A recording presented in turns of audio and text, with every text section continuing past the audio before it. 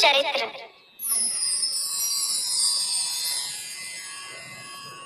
मार्कंडेय पुराण की सावर्णिक मनवंतर की कथा के अंतर्गत देवी महात्मा के प्रथम अध्याय में वर्णित श्लोकों को प्रथम चरित्र कहते हैं, यानी श्लोक क्रमांक 1 से 104।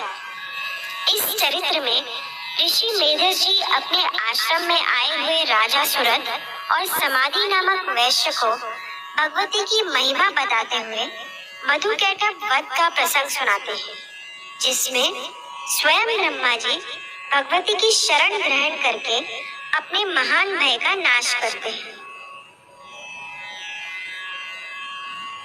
प्रथम अध्याय मधुकैटभ वध।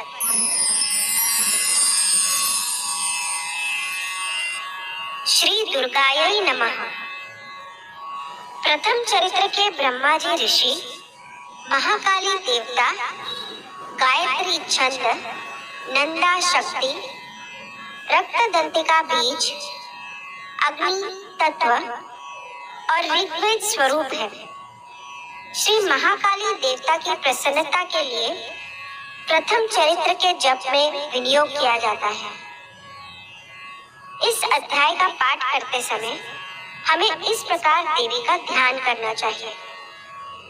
भगवान विष्णु के सो जाने पर मधु और कैटभ को मारने के लिए कमल जन्मा ब्रह्मा जी ने जिनका स्तवन किया था, उन महाकाली देवी की मैं सेवा करता हूँ। वे अपने 10 हाथों में खड्ग, चक्र, गदा, बाण, धनुष, परिघ, शूल, भूशुंडी, मस्तक और शंख धारण करती हैं। उनके 3 नेत्र हैं। वे समस्त अंगों में दिव्य आभूषणों से विभूषित हैं। उनके शरीर की कांति नीलमणि के समान है तथा वे 10 मुख और 10 पैरों से युक्त हैं। मार्कंडेय जी बोले, सूर्य के पुत्र सावर्णी जो 8वें मनु कहे जाते हैं, उनकी उत्पत्ति की कथा विस्तार पूर्वक कहता हूँ, सुनो। सूर्य कुमार महाभाग सावर्णी भगवती महामाया के अनुग्रह से जिस प्रकार मनवंतर के स्वामी हुए, वही प्रसंग सुनाता हूँ। पूर्व काल की बात है। स्वारोचिष मनवंतर में सुरथ नाम के राजा थे, जो चैत्र वंश में उत्पन्न हुए थे। उनका समस्त भूमंडल पर अधिकार था। वे प्रजा का अपने औरस पुत्रों की भांति धर्म पूर्वक पालन करते थे। तो भी उस समय कोलाध्वंसी नाम के क्षत्रिय उनके शत्रु हो गए। राजा सुरथ की दंड नीति बड़ी प्रबल थी। उनका शत्रुओं के साथ संग्राम हुआ। यद्यपि कोलाध्वंसी संख्या में कम थे, तो भी राजा सुरथ युद्ध में उनसे परास्त हो गए। तब वे युद्ध भूमि से अपने नगर को लौट आए और केवल अपने देश के राजा होकर रहने लगे। समूची पृथ्वी से अब उनका अधिकार जाता रहा, किंतु वहां भी उन प्रबल शत्रुओं ने उस समय महाभाग राजा सुरथ पर आक्रमण कर दिया। राजा का बल क्षीण हो चला था, इसलिए उनके दुष्ट, बलवान एवं दुरात्मा मंत्रियों ने वहां उनकी राजधानी में भी राजकीय सेना और खजाने को हथिया लिया। सुरथ का प्रभाव नष्ट हो चुका था, इसलिए वे शिकार खेलने के बहाने घोड़े पर सवार हो वहां से अकेले ही एक घने जंगल में चले गए। वहां उन्होंने विप्रवर मेधा मुनि का आश्रम देखा, जहां कितने ही हिंसक जीव अपनी स्वाभाविक हिंसा वृत्ति छोड़कर परम शांत भाव से रहते थे। मुनि के बहुत से शिष्य उस वन की शोभा बढ़ा रहे थे। वहां जाने पर मुनि ने उनका सत्कार किया और वे उन मुनिश्रेष्ठ के आश्रम पर इधर उधर विचरते हुए कुछ काल तक रहे। फिर ममता से आकृष्ट चित्त होकर वहां इस प्रकार चिंता करने लगे, पूर्व काल में मेरे पूर्वजों ने जिसका पालन किया था, वही नगर आज मुझसे रहित है। पता नहीं मेरे दुराचारी भृत्यगण उसकी धर्म पूर्वक रक्षा करते हैं या नहीं। जो सदा मत की वर्षा करने वाला और शूरवीर था, वह मेरा प्रधान हाथी आज शत्रुओं के अधीन होकर न जाने किन भोगों को भोगता होगा। जो लोग मेरी कृपा, धन और भोजन पाने से सदा मेरे पीछे पीछे चलते थे, वो निश्चय ही अब दूसरे राजाओं का अनुसरण करते होंगे। उन अपव्ययी लोगों के द्वारा सदा खर्च होते रहने के कारण अत्यंत कष्ट से जमा किया हुआ मेरा वह खजाना खाली हो जाएगा। ये तथा और भी कई बातें राजा सूरत निरंतर सोचते रहते थे। एक दिन उन्होंने वहां विप्रवर मेधा के आश्रम के निकट एक वैश्य को देखा और उससे पूछा, भाई आप कौन हो? यहाँ आपके आने का क्या कारण है? आप क्यों शोकग्रस्त और अनमने से दिखाई देते हो? राजा सूरत का यह प्रेम पूर्वक कहा हुआ वचन सुनकर वैश्य ने विनीत भाव से उन्हें प्रणाम करके कहा। वैश्य बोला, राजन, मैं धनियों के कुल में उत्पन्न एक वैश्य हूँ। मेरा नाम समाधि है। मेरे दुष्ट स्त्री पुत्रों ने धन के लोभ से मुझे घर से बाहर निकाल दिया है। मैं इस समय धन, स्त्री और पुत्रों से वंचित हूँ। मेरे विश्वसनीय बंधुओं ने मेरा ही धन लेकर मुझे दूर कर दिया है। इसलिए दुखी होकर मैं वन में चला आया हूँ। यहाँ रहकर मैं इस बात को नहीं जानता कि मेरे पुत्रों की, स्त्री की और स्वजनों की कुशल है या नहीं। इस समय घर में वे कुशल से रहते हैं अथवा उन्हें कोई कष्ट है। वे मेरे पुत्र कैसे हैं? क्या वे सदाचारी हैं अथवा दुराचारी हो गए हैं? राजा ने पूछा, जिन लोभी स्त्री पुत्र आदि ने धन के कारण आपको घर से निकाल दिया, उनके प्रति आपके चित्त में इतना स्नेह का बंधन क्यों है? वैश्य बोला, आप मेरे विषय में जैसी बात कहते हैं वह सब ठीक है, किंतु क्या करूं? मेरा मन निष्ठुरता नहीं धारण करता। जिन्होंने धन के लोभ में पड़कर पिता के प्रति स्नेह, पति के प्रति प्रेम तथा आत्मीय जन के प्रति अनुराग को तिलांजलि दे मुझे घर से निकाल दिया है, उन्हीं के प्रति मेरे हृदय में इतना स्नेह है। महामते, गुणहीन बंधुओं के प्रति भी जो मेरा चित्त इस प्रकार प्रेम मग्न हो रहा है, यह क्या है? इस बात को मैं जानकर भी नहीं जान पाता। उनके लिए मैं लंबी सांसें ले रहा हूँ और मेरा हृदय अत्यंत दुखित हो रहा है।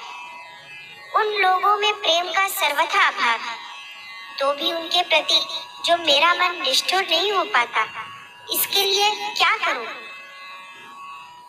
मार्कंडेय जी कहते हैं, ब्रह्मन, तदनंतर राजाओं में श्रेष्ठ सूरत और वह समाधि नामक वैश्य दोनों साथ साथ मेधा मुनि की सेवा में उपस्थित हुए और उनके साथ यथा योग्य न्यायानुकूल विनयपूर्ण बर्ताव करके बैठे।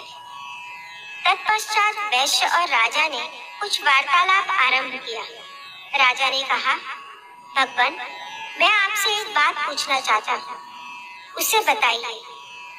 मेरा चित्त अपने अधीन न होने के कारण वह बात मेरे मन को बहुत दुख देती है।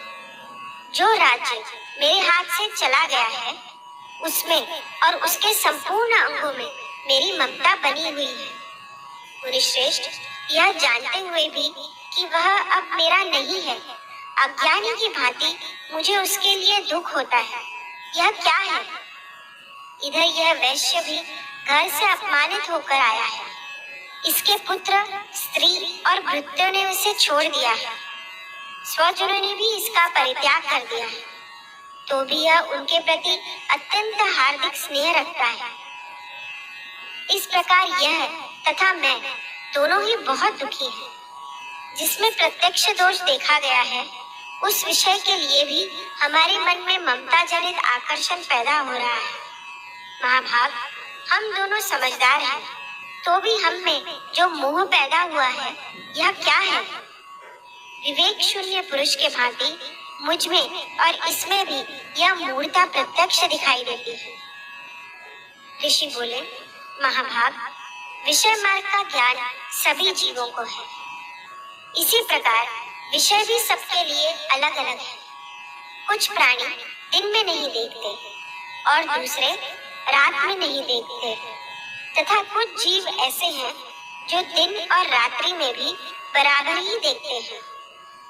यह ठीक है कि मनुष्य समझदार होते हैं, किंतु केवल वे ही ऐसे नहीं होते।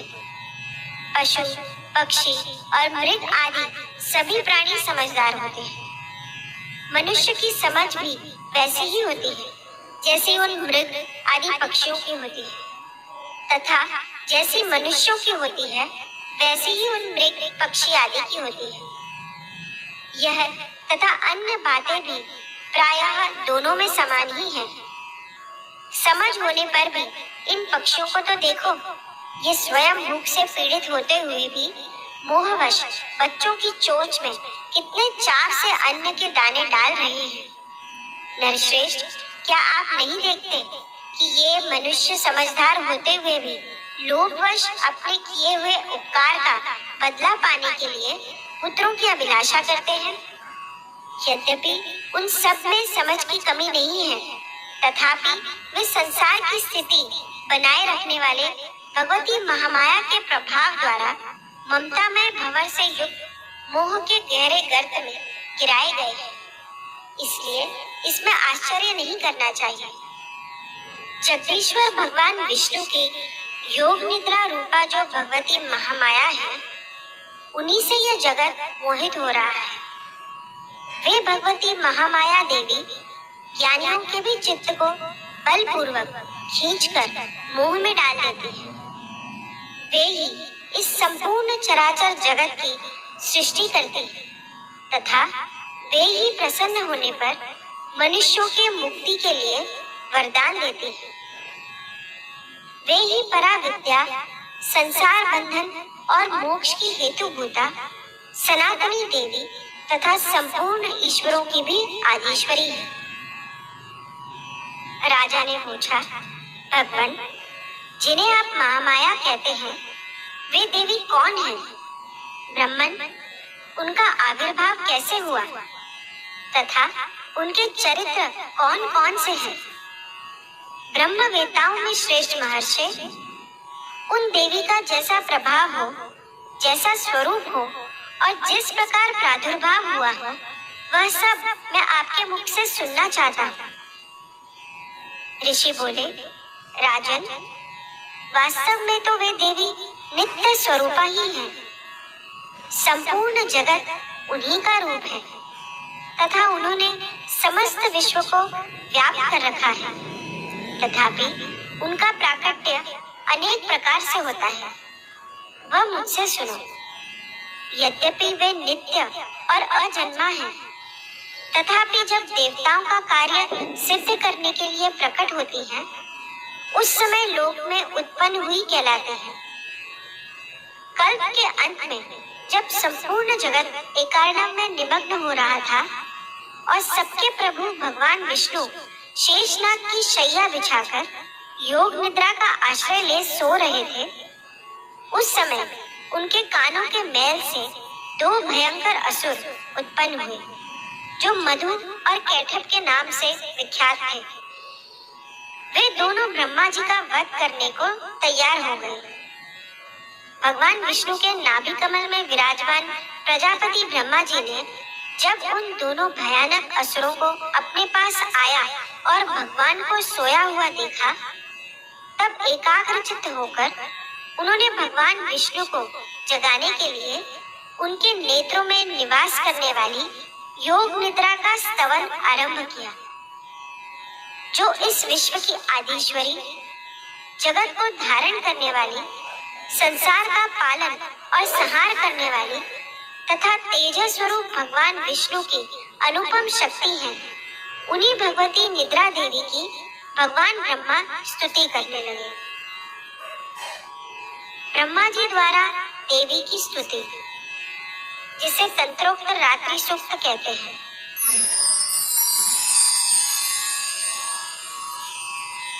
ब्रह्मा जी ने मधुकैटभ के भय उपस्थित होने पर जब जगदीश्वर को निद्रा के अधीन देखा, तब उन्होंने इस अध्याय में वर्णित उत्तम स्तुति, जिसे तंत्रोक्त रात्रि सूक्त भी कहते हैं, के द्वारा देवी दुर्गा को प्रसन्न किया।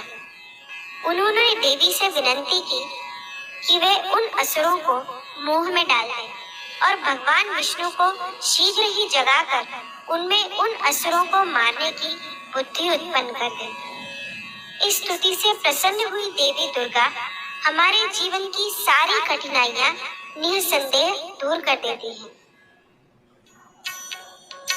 ब्रह्मा जी ने कहा, देवी आप ही स्वाहा, आप ही स्वधा और आप ही वशटकार हो। स्वर भी आपके ही स्वरूप है। आप ही जीवनदायिनी सुधा हो।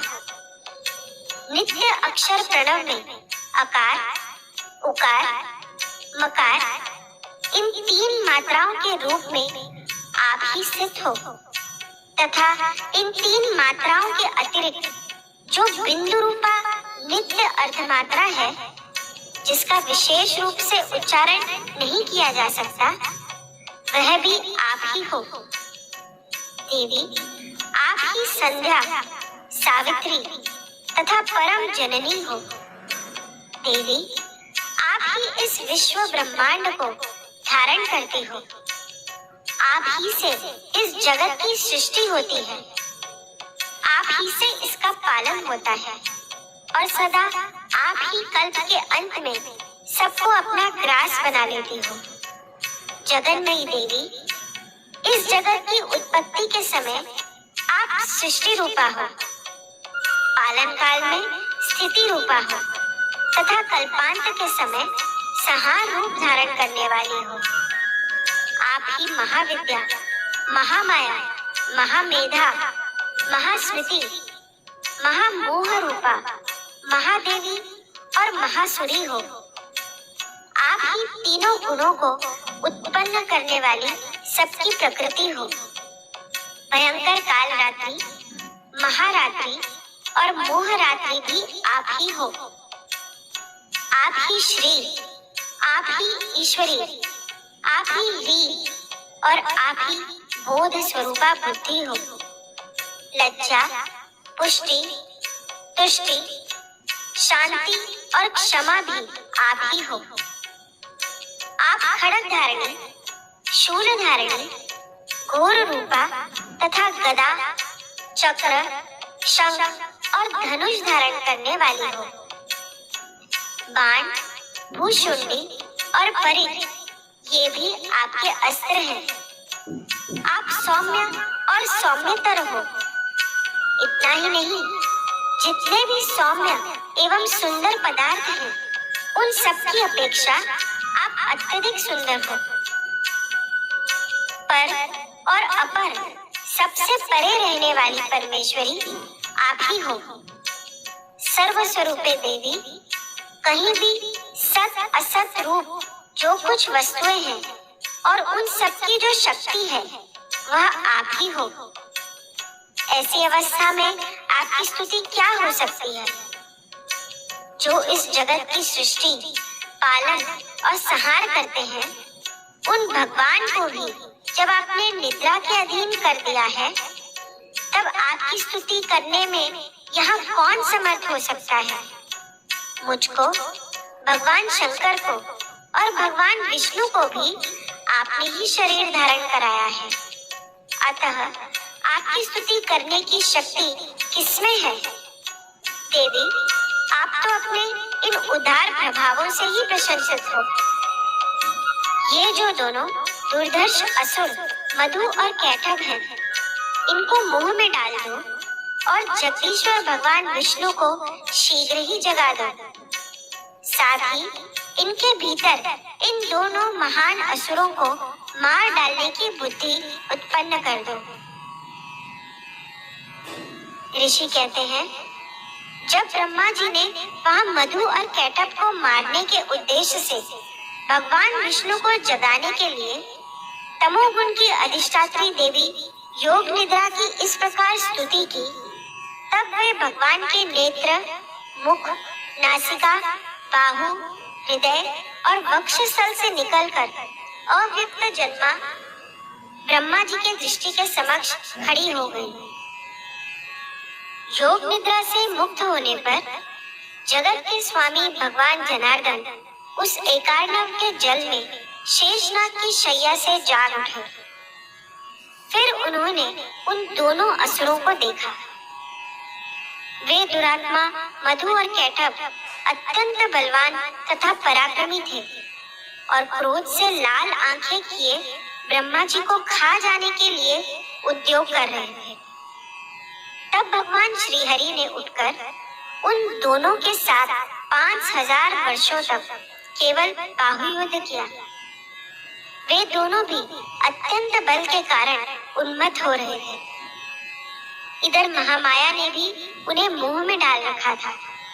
इसलिए वे भगवान विष्णु से कहने लगे, हम आपकी वीरता से संतुष्ट हैं, आप हम लोगों से कोई वर मांगो। श्री भगवान बोले, यदि आप दोनों मुझ पर प्रसन्न हो तो अब मेरे हाथ से मारे जाओ। बस इतना सा ही मैंने वर मांगा है, यहाँ दूसरे किसी वर से क्या लेना है। ऋषि कहते हैं, इस प्रकार धोखे में आ जाने पर जब उन्होंने संपूर्ण जगत में जल ही जल देखा, तब कमल नयन भगवान से कहा, जहाँ पृथ्वी जल में डूबी हुई न हो, जहाँ सूखा स्थान हो, वही हमारा वध करो। ऋषि कहते हैं, तब तथास्तु कहकर शंख, चक्र और गदा धारण करने वाले भगवान ने उन दोनों के मस्तक अपनी जांघ पर रखकर चक्र से काट डाले। इस प्रकार यह देवी महामाया ब्रह्मा जी की स्तुति करने पर स्वयं प्रकट हुई थी। अब पुनः आपसे उनके प्रभाव का वर्णन करता हूँ, सुनो। इस प्रकार श्री मार्कंडेय पुराण में सावर्णिक मनवंतर की कथा के अंतर्गत देवी महात्म्य में मधु कैटभ वध नामक पहला अध्याय पूरा हुआ।